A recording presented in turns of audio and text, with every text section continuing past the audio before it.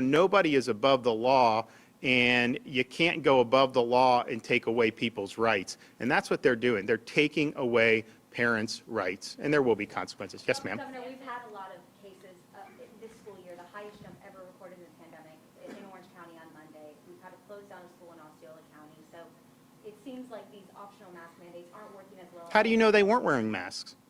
Well, I understand that right now we're seeing the most cases ever, and we have 30% of students. Right, but what percentages of those kids were wearing masks? I mean, the idea that the mask, we have a whole year under our belt in Florida. The majority of the districts forced masks. The minority did not. The results were not statistically significant. So yes, there's going to be positive tests. There were last year. There will be now. We're starting school year where the wave had already crested last year and it was really down. This year was more in the middle of it. And so that's just the reality. But to attribute that to the mask, you don't even know that they're getting infected in school. And in fact, the evidence is that they're much more likely to get infected in the community and at home than they are in the classroom. And so I'd be very careful. I understand, respectfully, people in your profession love having kids in masks. I get it. You guys have taken an editorial position on that, very clear. The data doesn't support it. There's a great article actually in New York Magazine, of all places, that went through this 3,000 words, very thorough view of all the evidence and lack of evidence. And I would point to, England just put out school guidance. You have other countries in Europe that have been doing it where they're respecting parents' wishes, and the results have not been any different. So attributing it to that or not, I think is a mistake. And I think what we've seen is, obviously, most school districts are following Florida law.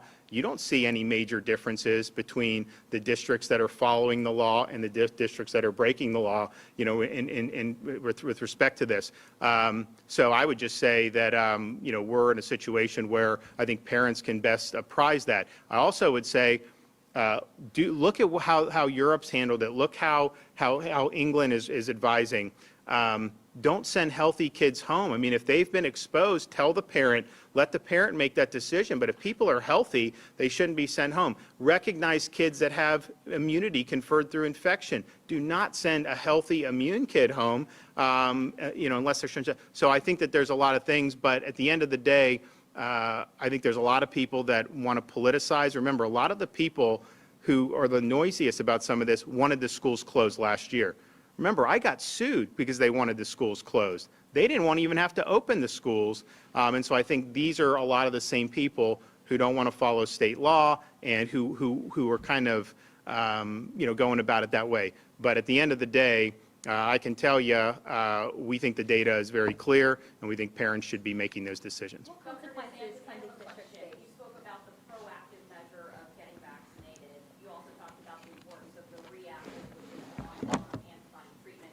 So speaking of masks, what role do you feel that masks should play when it comes to? They should not be mandated. No government entity should force you to do that. That is your choice. If that's something that you believe provides you protection, no one is going to say anything to you, but that should not, absolutely not be mandated. Obviously, it can't be mandated in the state of Florida, and that's an individual's choice. I will say that from a scientific perspective, you have even some of these experts now are acknowledging with an aerosolized virus, a piece of cloth is not going to stop the aerosols. When they started doing the masks last year, the thought was it's respiratory droplets, and so the respiratory droplets, maybe you could intercept some. But when you're talking about aerosol transmission, something that's very highly contagious, just understand what an N95, a medical mask, that will intercept some of the aerosols. But just a piece of cloth is not going to do that.